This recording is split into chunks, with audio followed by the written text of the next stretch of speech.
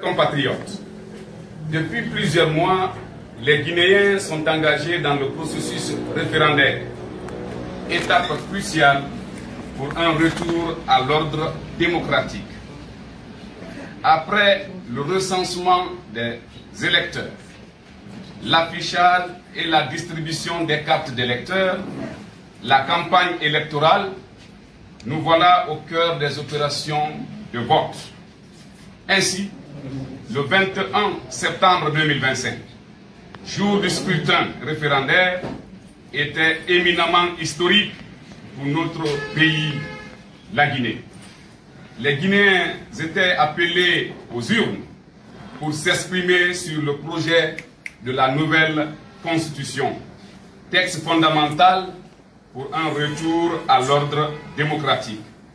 Les opérations de vote avaient effectivement été réalisées sur toute l'étendue du territoire national et dans les 34 ambassades et consulats de la Guinée à l'étranger.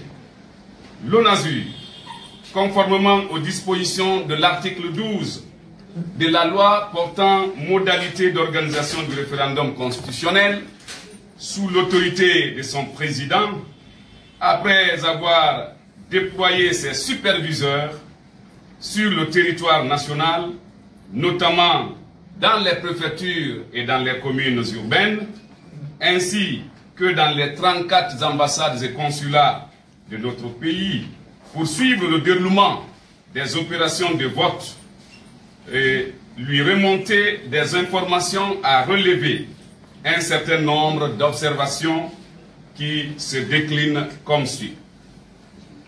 De l'ouverture des bureaux de vote, en référence aux informations fournies par nos superviseurs, la majorité des bureaux de vote ont été ouverts à 7 heures, conformément à la loi. Cependant, certains bureaux de vote ont enregistré des retards dans l'ouverture à l'heure et dans l'acheminement d'une partie du matériel électoral. De la présence des membres du bureau de vote. Étant donné qu'ils sont incontournables dans le déroulement des opérations de vote, les membres du bureau de vote étaient présents dans la majorité des bureaux de vote, malgré quelques absences signalées.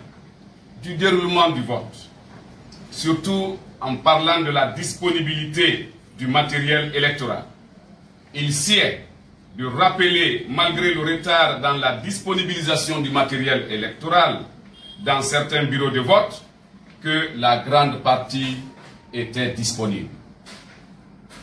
De l'accès des électeurs aux bureaux de vote, malgré le constat de l'éloignement de certains bureaux liés à leur déplacement, la majorité des électeurs ont pu retrouver leur bureau de vote et ont effectivement exercé leur droit de vote dans de bonnes conditions. Des efforts, bien sûr, ont été fournis dans ce sens, du rapprochement de plusieurs bureaux de vote afin de faciliter l'accès des électeurs, de l'accès des personnes en situation de handicap aux bureaux de vote. L'absence de dispositifs adaptés a été constatée, mais des mesures ponctuelles ont permis à ces électeurs d'exercer leur droit de vote. De l'affluence des électeurs dans les bureaux de vote, en dépit de quelques difficultés rencontrées, l'affluence des électeurs dans les bureaux de vote a permis aux citoyens d'exercer leur droit de vote dans un climat de sérénité et de paix. De la supervision des missions d'observation électorale. Depuis le samedi 20 septembre, l'ONASUR a commencé la rencontre des missions d'observation électorale, notamment la synergie des plateformes de la société civile, de la sécurité du scrutin. Hormis quelques incidents mineurs signalés dans certains bureaux de vote, le scrutin s'est globalement bien déroulé.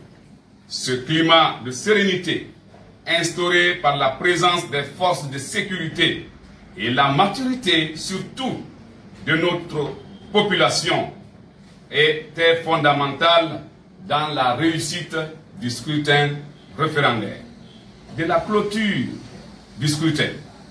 La clôture du scrutin s'est déroulée dans l'ensemble sans incident majeur, conformément aux dispositions légales. Recommandation.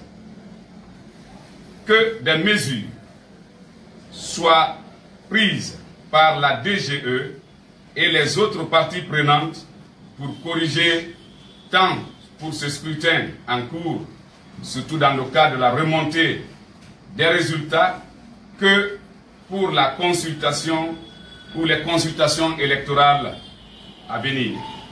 Multiplier la formation à l'endroit des membres des bureaux de vote en vue d'améliorer les conditions de déroulement des prochaines élections. De l'appel au calme. La journée référendaire du 21 septembre, marquant une étape importante dans le cadre du retour à l'ordre démocratique dans l'intérêt de la paix et de la cohésion sociale.